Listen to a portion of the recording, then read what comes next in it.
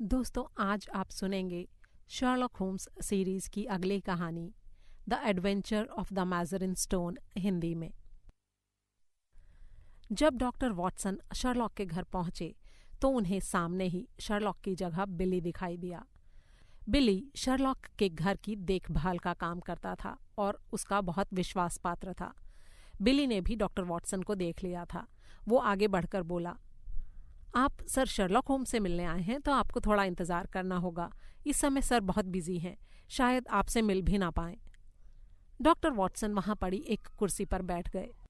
बिली ने आगे कहा, डॉक्टर वॉटसन, सर ने कल से एक दाना तक भी मुंह में नहीं डाला है। वे सिर्फ अपने काम में जुटे हैं। डॉक्टर वॉटसन ने सोफे पर लापरवाही से रखे कुछ कपड़ों की ओर इशारा करते हुए पूछा, ये औरतों के कपड़े यहाँ किस लिए रखे हैं? जी, वो कल शर्लॉक सर इनको पहनकर एक बूढ़ी औरत का वेश बनाकर काम करने के लिए बाहर गए थे। क्या? जी हाँ सर। इसके अलावा कल वे एक ऐसे फटेहाल, तंगहाल, बदहाल व्यक्ति का वेश धारण करके भी गए थे जिसे देखते ही लगता था कि उसे नौकरी की सख्त जरूरत है। मैं अभी इन सब चीजों को यहाँ से हटा देता हूँ। डॉक्टर वॉटसन ने देखा कि कमरे में एक और बड़ा बदलाव भी किया गया था। ये बदलाव खिड़की और दरवाजों के पर्दों के रूप में था। सभी पर्दों को बदल दिया गया था। ये उनके लिए चौंकाने वाली बात थी। उन्होंने तुरंत पूछा, क्या यहाँ कोई खास मेहमान आया था? जी हाँ, कुछ दिन पहले देश के प्रधानमंत्री और रक्षा मंत्री आए थे। उनके तुरंत बाद लॉर्ड कैंटरमेयर। लॉर्ड कैंटरमेयर? ये सब लोग यहाँ क्यों आए थे? इसका मतलब मामला कुछ ज्यादा ही संगीन और महत्वपूर्ण है। क्या तुम इसके बारे में कुछ जानते हो? जी हाँ, जानता हूँ। दरअसल ये मामला एक हीरे की चोरी से जुड़ा है। क्या वही बेशकीमती हीरा जिसके बारे में पिछले दिनों अखबार में भी छपा था? 1000 करोड़ रुपए की कीमत का हीरा व्हाइट मून, जिसे पिछले दिनों किसी ने चुरा लिया है। जी हाँ सर, ये मामला शहर के एक गणमान्य अमीर कैंटलमेयर के बेशकीमती हीरे की चोरी का था। प्रधानमंत्री और रक्षा मंत्री चाहते थे कि sir Sherlock Holmes white moon के चोर का पता लगाएं। हालांकि सर कैंटलमेयर के भावों को देखकर नहीं लग रहा था कि उन्हें शर्लॉक सर की काबिलियत पर भरोसा है। शुरू में वो इससे आश्वस्त नहीं लग रहे थे, लेकिन खुद प्रधानमंत्री और रक्षा मंत्री ने ही उनको इस बात के लिए राजी किया था। ये सब सुनकर डॉक्टर वॉटसन मुस्कुरा दिए। उसके बाद दोनों उठकर दूसरे कमरे में आ गए। ये शर्लॉक का स्टडी रूम था। सहसा बिली ने खिड़की से बाहर दिखती गली की तरफ नजर दौड़ाई। बाहर गली में काफी भीड़ भाड़ थी। लोग इधर से उधर आ जा रहे थे। डॉक्टर वॉटसन की नजरें भी उस तरफ उठीं तो वो फिर से चौंक पड़े। शर्लॉक की स्टडी टेबल वाली कुर्सी पर सिर झुकाए शर्लॉक बैठा था। उसकी पीठ डॉक्टर वॉटसन की तरफ थी। कमरे में रोशनी थोड़ी कम थी, लेकिन टेबल पर रखे टेबल लैंप की पूरी लाइट वहां पड़ रही थी। लेकिन ये क्या? टेबल पर सिर झुकाए शर्लॉक कर क्या रहा था? वहां कुछ करने को तो था नहीं। मतलब कोई भी कागज या कोई किताब वहां नहीं रखे थे। आखिर ये मामला क्या था? जल्दी ही डॉक्टर वॉटसन सारी कहानी समझ गए। उनके मुंह से आश्चर्य के साथ निकला, अरे ये तो पुतला है। ये शर्लॉक का पुतला बनाकर यहाँ क्यों रखा हुआ है? बिली ने मुस्कुराते हुए बताया, ये भी सर की ही एक चाल है। उनके कहने पर यह पुतला मैंने ही तैयार करके यहाँ रखा है। लेकिन ये सब किस लिए हो रहा है? ताकि बाहर गली में आने जाने वालों को ऐसा लगे कि सर अपने स्टडी रूम में काम में मशगूल हैं। ऐसा क्यों भला? क्योंकि उन्होंने बाहर कुछ संदिग्ध लोगों को घूमते और अपने घर पर नजर रखते हुए देखा है। ओह, अब समझा, डॉक्टर वॉटसन ने कहा। बाकी लोग तो आ जा रहे हैं, लेकिन एक आदमी है जो लगातार घर पर निगाहें रखे हुए है। इतना कहकर बिली ने चुपके से हिला डुलाकर शर्लॉक के पुतले की मुद्रा को बदल दिया, ताकि बाहर से देखने पर ऐसा ही लगे कि शर्लॉक वाकई वहां मौजूद है और वो एक सामान्य इंसान की तरह अपनी अवस्थाएं बदल रहा है। क्योंकि कोई भी काम करता हुआ इंसान कभी भी बहुत देर तक एक ही मुद्रा में काम नहीं करता। तभी शर्लॉक अपने बेडरूम की तरफ से बाहर निकला। डॉक्टर वॉटसन को वहां देखकर वो चौंका। उसने बिली से कहा, बिली, इससे पहले कि अंधेरा घिर जाए तुम अभी जा सकते हो। मैं तुम्हारी जान खतरे में नहीं डाल सकता। लेकिन आखिर ये सब माजरा क्या है होम्स? बिली बता रहा था कि तुमने 2 दिन से कुछ खाया पिया नहीं, और ये तुम्हारा बुत। डॉक्टर वॉटसन और शर्लॉक दोनों उस बुत से कुछ दूरी पर खड़े थे, जहां से कमरे का दृश्य बाहर से दिखाई नहीं पड़ सकता था। ये सब इसलिए किया गया है मेरे दोस्त कि 1,000 करोड़ के हीरे की चोरी करने वाला इस केस पर अपनी बाज जैसी नजरें गड़ाए हुए है। उसे मालूम है कि ये केस मुझे सौंप दिया गया है, या फिर उसे इस बात का संदेह तो कम से कम है ही। वो मेरी हर गतिविधि पर नजरें रखे है। वो जरूर जानना चाहता होगा कि शर्लॉक घर से बाहर निकला या नहीं। इसीलिए मैंने अपना एक बुत बनवाया, क्योंकि मैं घर पर बैठे तो रह नहीं सकता। मैं एक बुढ़िया का वेश बनाकर उन लोगों की खोजबीन लेने गया था। बुढ़िया के वेश में मैंने बहुत देर से अपने घर पर नजर रखे हुए उस आदमी की मदद भी ली। उसने मुझे सड़क पार करवाई। बाद में उसका पीछा करके मैंने उसे एक एयरगन खरीदते हुए देखा। शायद वो मेरे ही लिए है। मुझे लगता है कि वो खिड़की से मुझ पर निशाना लगाने की कोशिश करेगा। ये तो बहुत खतरनाक बात है। तुम्हारी जान खतरे में है शर्लॉक। ऐसे खतरे तो मेरे काम में उठाने ही पड़ते हैं मेरे दोस्त। तो अब तुम क्या करोगे? फिलहाल तुम ये कागज लो। इस पर मैंने उस शातिर चोर का नाम लिख दिया है। वो है काउंट नेग्रेटो सिल्वियस। इस पर उसका पता भी लिखा है। तुम इसे ले जाकर स्कॉटलैंड यार्ड में इंस्पेक्टर लेस्ट्रेड को दो। आगे वो खुद देख लेंगे। इसका मतलब बाहर जो खड़ा है वो सिल्वियस का आदमी है। हाँ, वो मार्टिन है, सिल्वियस का साथी। ये दोनों मिलकर ही अपना काम करते हैं। ये जानने के बाद भी तुम उसे गिरफ्तार करवाने का इंतजाम क्यों नहीं करवा रहे हो होम्स? नहीं, अभी उसका समय नहीं आया है। अभी मैं ये नहीं जानता कि सिल्वियस ने व्हाइट मून को कहाँ रखा है। अगर मैंने ऐसा किया तो सिल्वियस सावधान हो जाएगा और हीरा मेरी पहुंच से दूर जा सकता है। क्या व्हाइट मून वाकई सिल्वियस ने चुराया है? हाँ, बिल्कुल पक्का। इस विश्वास का कारण जान सकता हूं? उसे महंगे हीरों को चुराने का शौक है, या यूं कह सकते हैं कि जुनून है। मैं उसकी पूरी बायोग्राफी जानता हूं और उसकी तकनीक भी जानता हूं। इस हीरे को केवल वही चुरा सकता है। पुलिस भी ये बात जानती है, लेकिन इस बार वो उस पर बिना पक्के सबूतों के हाथ डालने की गलती नहीं करना चाहती, क्योंकि पहले भी पुलिस ऐसी गलती कर चुकी है, जिसके परिणाम स्वरूप उसे चोरी गए हीरों से हाथ धोना पड़ा, यानी वो उससे हीरों को हासिल नहीं कर सके। और इसीलिए इस बार ये केस तुम्हें सौंपा गया है? डॉक्टर वॉटसन ने पूछा। इस बार अपराधी से पहले हीरे की बरामदगी ज्यादा जरूरी है। शातिर चोर सिल्वियस भी इस बात को जानता है, इसीलिए वो मेरी हर गतिविधि पर नजर रखे है। वो कभी कोई चूक करना नहीं चाहेगा। तभी बिली अंदर आया। उसके हाथ में एक कार्ड था। उसने वो कार्ड शर्लॉक को दे दिया। कोई व्यक्ति शर्लॉक से मिलना चाहता था। कार्ड पर लिखा नाम पढ़ते ही शर्लॉक के होंठ गोल हो गए। डॉक्टर वॉटसन ने पूछा, कौन है जो तुमसे मिलना चाहता है? सिल्वियस। क्या? डॉक्टर वॉटसन बुरी तरह चौंक पड़ा। उसकी इतनी जुर्रत कि यहां भी आ पहुंचा? हाँ मेरे दोस्त, जुर्रत का नाम ही सिल्वियस है। अब तुम फौरन यहां से जाओ, और हाँ, उसके निगाहों से बचकर जाना। ये लोग काफी खतरनाक हैं होम्स, तुम अपना ध्यान रखना। ये कहते हुए डॉक्टर वॉटसन पिछले दरवाजे से बाहर चले गए। शर्लॉक ने बिली से कहा कि वो उसे उसी कमरे में ले आए जहां उसका पुतला कुर्सी पर बैठा हुआ था, और वो खुद दूसरे कमरे में चला गया। बिली सिल्वियस को लेकर अंदर आया। सिल्वियस लंबे कद का खतरनाक इंसान था। उसके चेहरे की रंगत काली नहीं थी, लेकिन सूरज की अल्ट्रावायलेट किरणों के प्रभाव से उसका चेहरा काला पड़ा हुआ था। उसने किसी संभ्रांत इंसान की तरह सभ्य कपड़े पहने हुए थे और नेकटाई भी बांध रखी थी। उसके चेहरे पर हल्की दाढ़ी मूंछ थी। कमरे में लैंप की मध्यम पीली रोशनी थी। बिली ने उसे बैठने का इशारा किया और बाहर निकल गया। उसने दरवाजा बंद कर दिया था। सहसा बिली की निगाहें एक तरफ बैठे शर्लॉक पर पड़ीं। शर्लॉक की पीठ उसकी तरफ थी। उसे देखकर उसकी आंखों में बाज जैसी चमक आ गई। उसने अपने हाथ में थमी छड़ी को मजबूती से पकड़ा और दबे पांव शर्लॉक की तरफ बढ़ा। उसके दांत कसकर भिंचे हुए थे। उसने शर्लॉक के सिर को निशाना बनाने के लिए छड़ी को ऊपर उठाया। उसका इरादा उसे एक ही बार में खत्म कर देने का था। जरा ठहर जाइए मिस्टर सिल्वियस।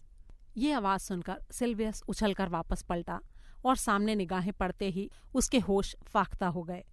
शर्लॉक बेडरूम से मुस्कुराते हुए बाहर आ रहा था। ये डमी भी क्या चीज है, इससे आदमी के असली होने का धोखा हो जाता है। भौचक्के खड़े सिल्वियस ने अपना छड़ी वाला हाथ नीचे कर लिया। शर्लॉक ने उसकी मौजूदगी से विचलित हुए बिना कहा। इसे मैंने मोम के पुतले बनाने वाले फ्रेंच मॉडलर मिस्टर टेवेनियर से बनवाया है। वो अपने काम में उतना ही एक्सपर्ट है जितना मिस्टर स्ट्रॉबेंजी, जो एयरगन बनाने में एक्सपर्ट है। एयरगन से मेरा क्या मतलब?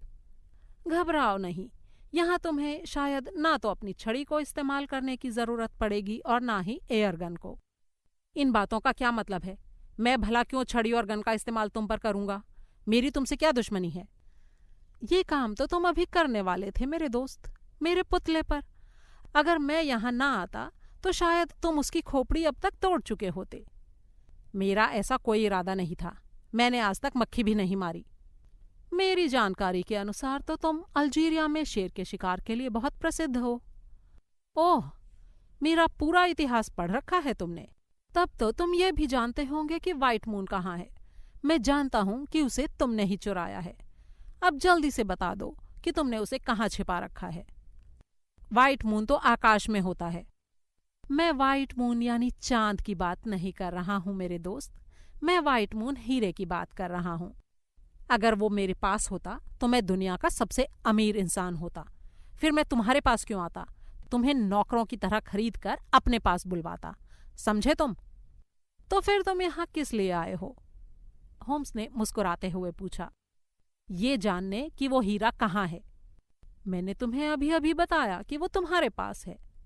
वो हीरा मेरे पास नहीं है और मैं जानता हूं कि तुम्हें पता है कि वो हीरा किसके पास है। हीरे की चोरी का केस तुम्हें यूं ही नहीं सौंपा गया है। तुम मुझे बता दो कि वो हीरा कहाँ है, किसके पास है। मैं तुम्हें मालामाल कर दूंगा। तुम अभी भी ये सोच रहे हो कि मैं तुम्हारी इन बकवास बातों में आ जाऊंगा। जरा रुको। इतना कहकर शर्लॉक ने टेबल की दराज में से एक ताश की गड्डी निकाली।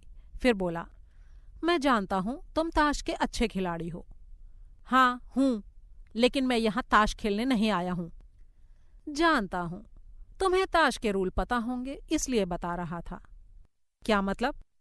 ताश का कोई खिलाड़ी जब अपने ट्रम्प कार्ड का इस्तेमाल करता है तो दूसरे खिलाड़ी क्या करते हैं? दूसरे खिलाड़ी सरेंडर करते हैं। ट्रम्प कार्ड सबसे बड़ा कार्ड होता है। बिल्कुल ठीक कहा। तुम भी यही करो, यानी सरेंडर। मैं तुम्हें फांसी के फंदे तक जाने से बचा सकता हूं।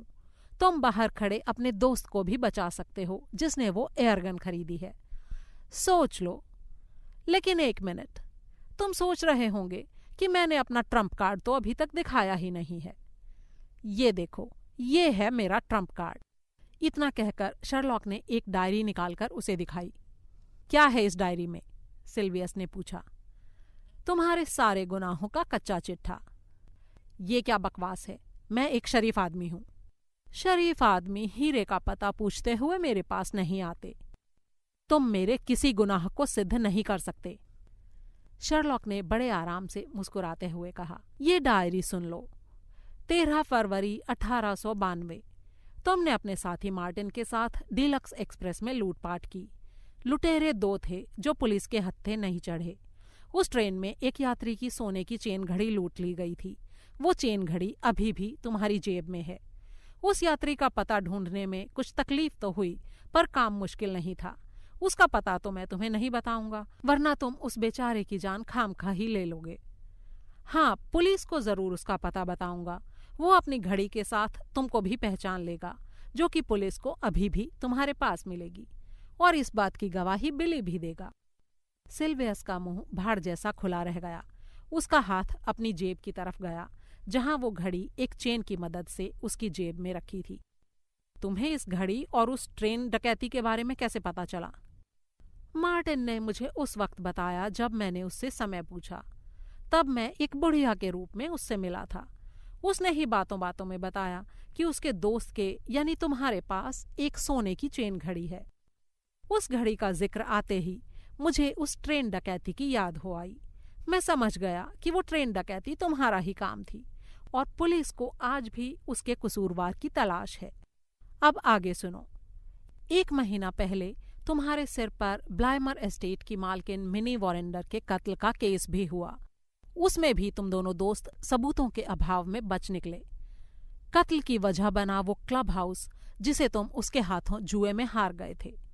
उससे क्लब हाउस वापस पाने के लिए तुमने उसका कत्ल कर दिया और उसकी लाश को उसी एस्टेट के पिछवाड़े में गाड़ दिया। पुलिस को लाश नहीं मिली और तुम्हारा जुर्म साबित नहीं हो सका, जबकि उस एस्टेट के किस हिस्से में उसकी लाश कहाँ पर गड़ी है मैं ये बिल्कुल ठीक ठीक बता सकता हूँ। तुमने ये सब कैसे जाना? बहुत आसान था। एस्टेट की फालतू जमीन पर घास बहुत होती है, उसे खोदो और उसमें कुछ भरकर उस गड्ढे को वापस मिट्टी से भी भर दो तो घास उस पर दोबारा भी उगाती है। लेकिन जमीन की सामान्य उगी हुई घास और एक बार कटकर फिर से उगी घास में फर्क आ जाता है। खुदी हुई जमीन भी पहले की जमीन के बराबर समतल नहीं हो पाती है। बरसात का पानी जैसे ही जमीन पर पड़ता है तो जमीन वहां से 1 आध इंच जरूर धंस जाती है। इस फर्क को ढूंढ लेना मेरे लिए कोई मुश्किल काम नहीं था। एक बार ऐसी जगह मिल जाए तो फिर उसमें दफन लाश को ढूंढ लेना कौन सा मुश्किल काम है, क्योंकि अगर किसी के पास इतनी बड़ी एस्टेट की जमीन है तो वो भला एक लाश को दफनाने और कहाँ जा सकता है। सिल्वियस की आंखें जैसे बाहर को उबलने लगी थीं। उफ, ये आदमी था या शैतान? ये तो गड़े मुर्दे भी उखाड़ सकता है। सिल्वियस को अपनी सांस रुकते हुई सी महसूस हुई। उसने बहुत मुश्किल से खुद पर और अपने मनोभावों पर काबू किया, लेकिन शर्लॉक अभी भी चुप होने के लिए तैयार नहीं था। वो लगातार बोलता ही जा रहा था। अब आते हैं व्हाइट मून डायमंड पर। उसे व्हाइट हॉल से गायब किया गया। वो 2 कोचमैन जो तुम्हें अपनी घोड़ा गाड़ी में वहां तक लेकर गए, मैं उनसे मिल चुका हूं। वो दोनों वक्त पड़ने पर ये गवाही देंगे कि उन्होंने तुम्हें वहां छोड़ा था। इससे ये साबित नहीं होता कि हीरा हमने चुराया है, क्योंकि घोड़ा गाड़ी किराए पर लेकर वहां जाकर कोई भी हीरे को देख सकता है। सिल्वियस की आवाज अब कुछ कुछ हकलाने लगी थी। जरूर देख सकता है मेरे दोस्त, लेकिन कोई एक हीरा व्यापारी से हीरे की कटिंग का सौदा नहीं कर सकता। क्या मतलब? मतलब तुम अच्छी तरह से जानते हो। आइकी सैंडर्स। ये कौन है?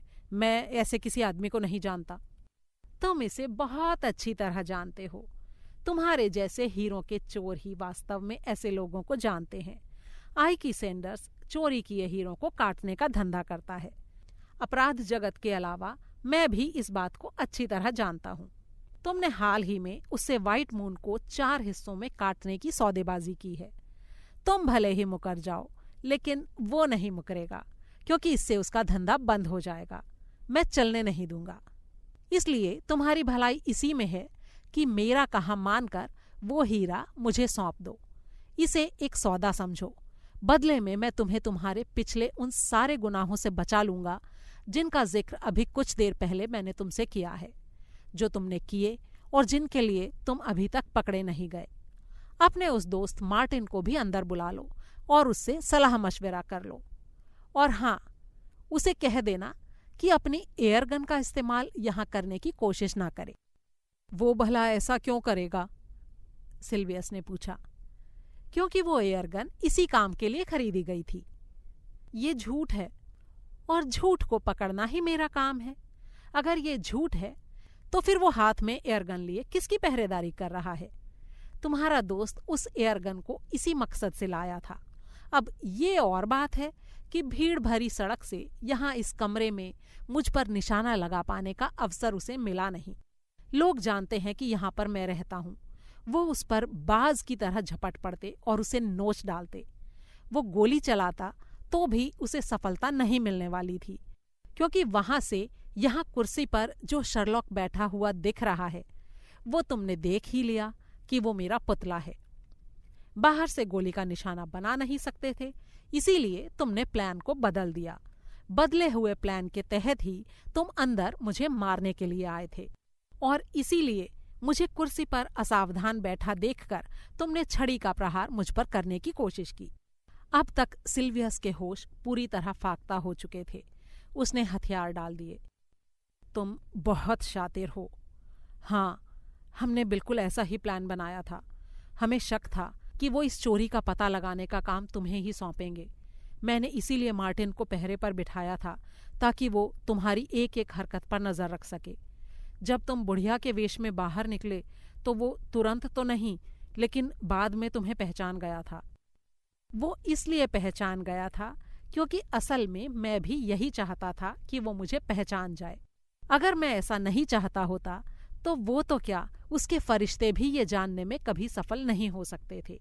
दरअसल मैं इस बात की पुष्टि कर लेना चाहता था कि तुम उसके जरिए मेरे घर पर नजर रख रहे हो, क्योंकि अगर वास्तव में ऐसा था तो इसका मतलब कि मैं हीरा चुराने वाले के बहुत नजदीक था। मैं यही चाहता था कि मेरी हरकतों से तुम बौखला जाओ और यहाँ पर आओ। ये अच्छा रहा। तुम पर नजर रखने का प्लान तो मेरा था, जबकि फंस गए हम तुम्हारी प्लानिंग में। जब मार्टिन गन खरीदने गया तो उसे पता था कि तुम उसका पीछा कर रहे हो। उसने जानबूझकर गन खरीदी ही इसलिए थी कि ताकि तुम डर जाओ और इस केस से अपना हाथ खींच लो, सिल्वियस ने हारे हुए स्वर में कहा। फिर उसके बाद तुम एक ऐसे फटेहाल व्यक्ति के वेश में बाहर निकले जिसे नौकरी की सख्त जरूरत हो। हमें तुम्हारी हरकतों से ये नहीं पता लग रहा था कि आखिर तुम कर क्या रहे हो। उसने तुम्हें व्हाइट हॉल जाते भी देखा था। वहां से तुम उसे चकमा देकर गायब हो गए थे। हम ये नहीं समझ पा रहे थे कि तुम हम पर शक कर रहे हो या नहीं। तुम्हें चकमा देकर गायब होना तो जरूरी था, क्योंकि उस वक्त मुझे आइकी सैंडर्स के पास जाना था। अब सिल्वियस के पास कहने सुनने के लिए कुछ नहीं था। उसने इशारे से मार्टिन को भीतर आने के लिए कहा। मार्टिन कुछ न समझते हुए भीतर आ गया। सिल्वियस ने उससे कहा, देखो मार्टिन, हमारा खेल खत्म हो चुका है। हम फंस चुके हैं, लेकिन शर्लॉक होम्स हमें बचने का एक मौका देना चाहता है। दांत भींचते हुए मार्टिन ने अपनी एयरगन बाहर निकाल ली। कैसा मौका? मैं अभी इसे गोली से उड़ा देता हूं।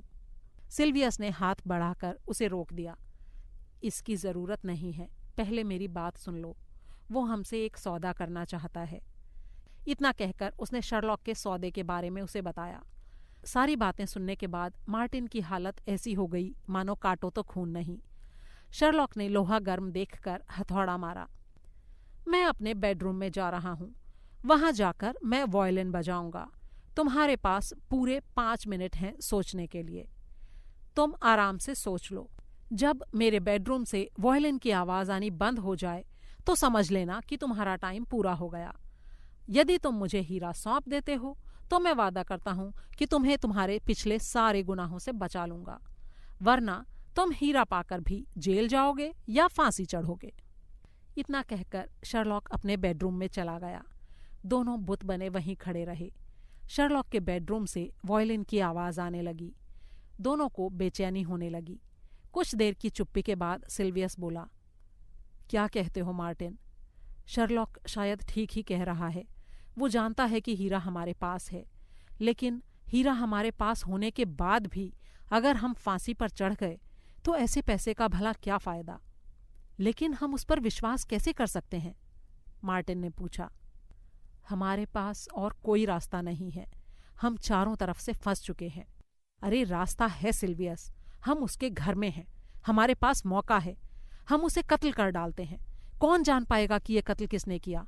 वो एक है और हम 2। उसे इतना बेवकूफ मत समझो। देखा नहीं वो किस दिलेरी से बात कर रहा है। उसे भी इस बात का अंदाज होगा कि हम उसे मार सकते हैं। हथियार सिर्फ तुम्हारे पास ही नहीं, उसके पास भी तो हो सकता है। वहां देखो, उसने तुम्हें मूर्ख बनाने के लिए अपना पुतला बिठा रखा है। सिल्वियस ने कुछ दूर खिड़की के पास रखी टेबल पर बैठे शर्लॉक के पुतले की तरफ इशारा किया। मार्टिन ने गुस्से में दांत पीसे।